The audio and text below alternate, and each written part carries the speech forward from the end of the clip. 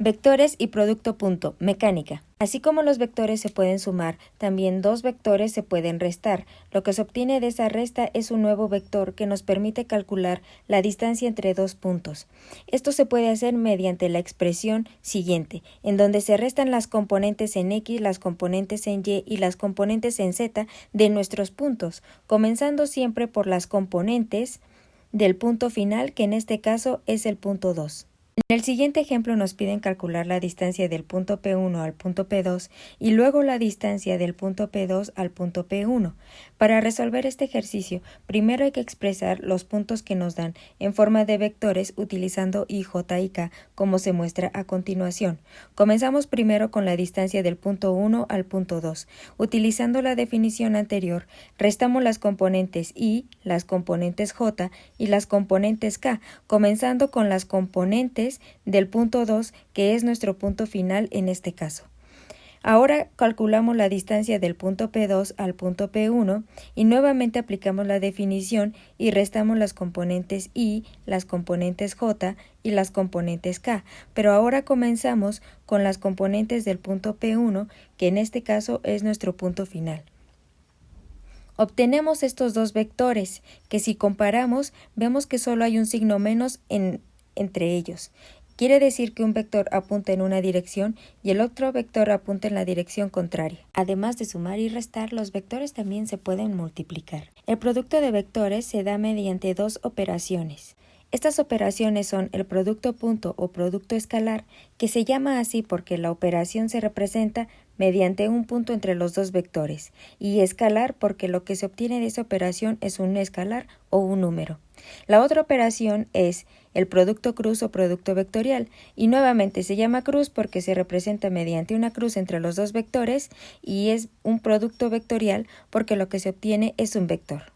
El producto punto se puede dar solo entre dos vectores. Consideremos estos dos vectores en términos de sus componentes. El producto punto se define como el producto de sus componentes en I más el producto de sus componentes en J más el producto de sus componentes en K, tal como se muestra aquí.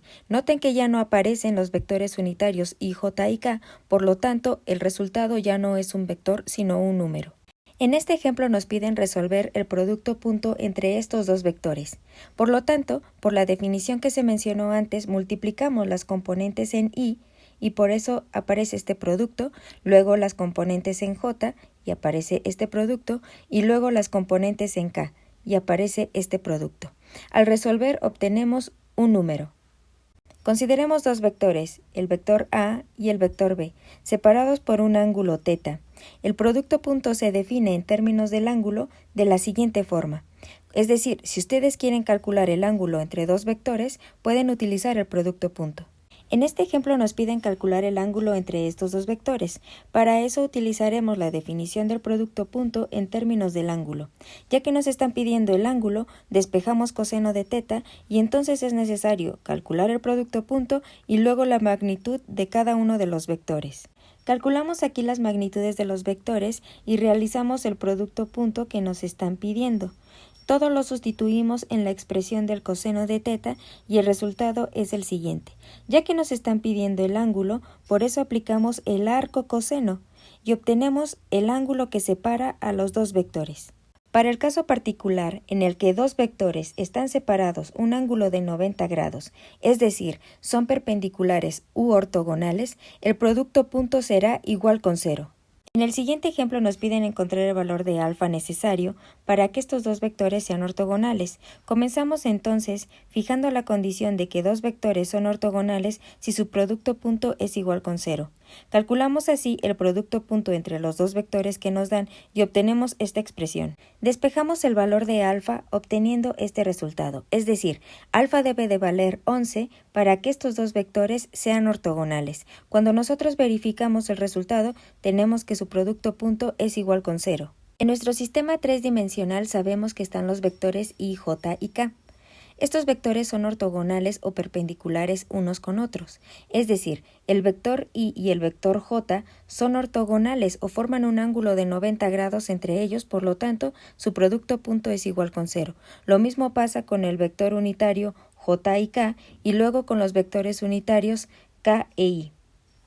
Dentro de las propiedades del producto punto o del producto escalar, notamos que no importa el orden de los vectores en un producto punto.